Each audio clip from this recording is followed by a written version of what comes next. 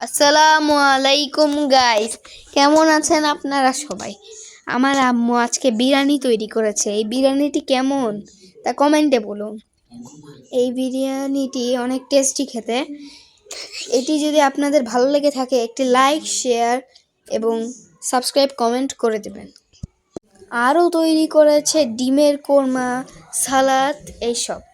যা আপনারা তো ডিমের কোরমা দেখতেই পাচ্ছেন, সালাদও আমার আম্মু তৈরি করেছে আজকে। এগুলো সব অনেক সুস্বাদু খাবার, আপনারা চাইলে ট্রাই করে দেখতে পারেন।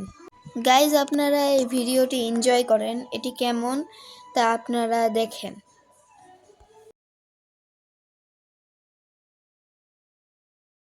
খাবার তৈরি হয়ে গেছে, এবার আমরা পরিবেশন করব।